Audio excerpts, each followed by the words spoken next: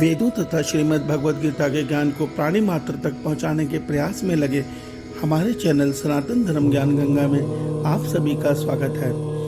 मेरे प्यारे कृष्ण भक्तों, आप सभी को जय श्री कृष्णा।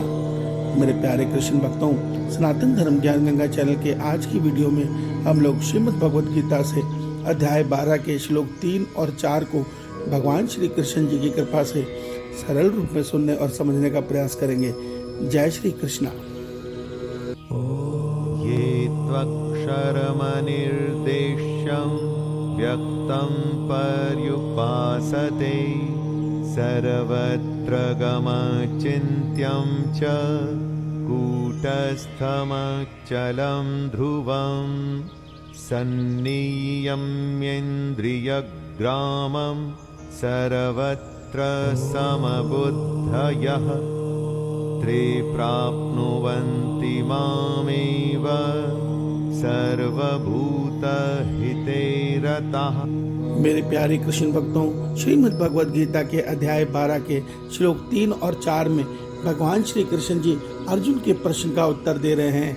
अर्जुन ने श्रीमद् भगवद गीता के अध्याय 12 के श्लोक 1 में भगवान श्री कृष्ण जी के ज्ञान को सुनकर समझकर उनसे ये प्रश्न किया है कि हे केशव, आप कहते हैं कि प्रेम भरी भक्ति से, अनन्य भक्ति से आपके स्वरूप के दर्शन किए जा सकते हैं, आपको तत्व ज्ञान के द्वारा समझा जा सकता है, आपको पाया जा सकता है।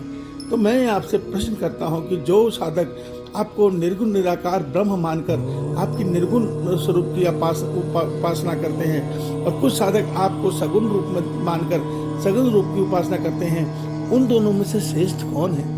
जिसके जवाब में भगवान श्री कृष्ण जी ने अध्याय 12 के श्लोक 2 में बताया कि हे अर्जुन, जो साधक मुझे प्रेम से, अनन्य भाव से मुझ में प्रेम जगा कर अपने समस्त शुभ कर्म मुझ में अर्पण करते हुए, केवल मेरे परायण होकर रात दिन मेरा सुमरन करते हुए, केवल मेरा चिंतन करते हुए, अपने संसार के हर कर्तव्य कर्म को मेरे परायण करते हुए, अर्थात उसके सब कर्म फल मुझे अर्पण करते हुए जीवन जीते हैं, वो मुझे अति प्रिय हैं। अब उससे आगे आज के श्लोक में कह रहे हैं कि हे अर्जुन, मगर तुम ये मत समझो कि जो निर्गुण निराकार स्वरूप के भक्त है, वो अगर मेरी निर्गुण स्वरूप की भक्ति करते हैं तो वो किसी अन्य को नहीं प्राप्त होते, वो मुझे ही प्राप्त होते हैं। इसे भगवान इस तरह बताते हैं कि परंतु हे जो पुरुष इंद्रियों के समुदाय को भली प्रकार वश में करके मन बुद्धि से परे सर्वव्यापी अकथनीय स्वरूप सदा एक रस रहने वाले नित्य अचल निराकार अविनाशी सच्चिदानंद घन ब्रह्म को निरंतर एक ही भाव से ध्यान करते और बसते हैं, वो संपूर्ण भूतों के अर्थात संपूर्ण प्राणियों के हित में सदैव लगे रहते हैं और सब में सम दृष्टि रखते हैं, अर्थात सब में एक ही ब्रह्म को देखते हुए सब में समभाव रहते हैं। ऐसे योग्य भी मुझे ही प्राप्त होते हैं। मेरे प्यारे कृष्ण भक्तों, भगवान श्री कृष्ण जी यहाँ अर्जुन को यह सत्य समझा रहे हैं कि हे अर्जुन, चाहे तुम मेरे निर्गुण निराकार रूप की उपासना करो, चाहे मेरे सगुण स्वरूप से प्रेम करके मेरे सगुण स्वरूप की भक्ति करो, दोनों ही प्रकार की साधना में जो फल मिलता है वो यही मिलता है कि वो भक्त या वो निर्गुण का उपासक साधक मुझे ही प्राप्त होता है। मेरे प्यारे कृष्ण भक्तों, ये दुनिया में आज मनुष्यों ने भेद बना दिया है। वेद को जानने वाले कहते हैं कि परमात्मा सगुण स्वरूप हो ही नहीं सकते, क्योंकि वो तो नित्य निराकार हैं। मगर आप एक सत्य को समझिए, जिन्होंने 84 लाख योनियों के नाना प्रकार के जीवों को रचा है, क्या वो मनुष्य तन हमारे लिए धारण नहीं कर सकते? बल्कि हमारे जो शास्त्र हैं वो तो ये भी बताते हैं कि भक्तों के वश में होकर भगवान ने नरसिंह अवतार अर्थात ऐसा भयानक अवतार भी लिया जिसमें कि आधा शरीर शेर का और आधा शरीर शेर का था और आधा शरीर मनुष्य का, और उन्होंने उस स्वरूप में हिरण्यकश्यप को मारा।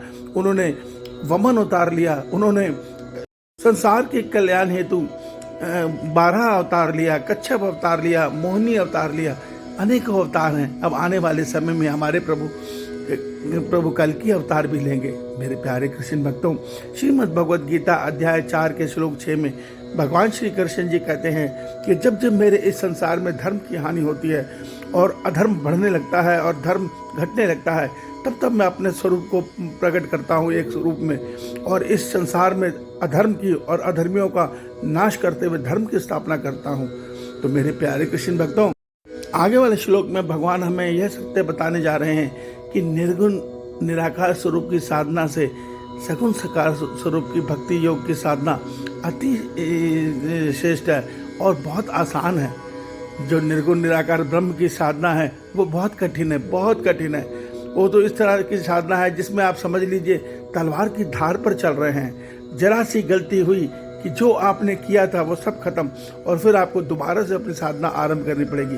पर भक्ति योग की साधना में अगर हमसे कुछ त्रुटि होती भी है तो हम भगवान के प्रति प्रेम करते हैं, हम भगवान से अनन्य प्रेम करते हैं तो भगवान भी हमसे प्रेम करते हैं और हमारी छोटी मोटी गलतियों को माफ़ करते हैं। इस सत्य को समझिए और श्रीमद् भगवद गीता नित्य सुनिए, अन्य प्राणियों को इसका प्रचार कीजिए, विश्वास मानिए। केवल भगवद गीता सुनने मात्र से ही कल्याण हो जाता है, मनन करने से तो मोक्ष की प्राप्ति होती ही है। इस सत्य को समझिए। श्री कृष्ण जी आपका कल्याण करें। जय श्री कृष्ण।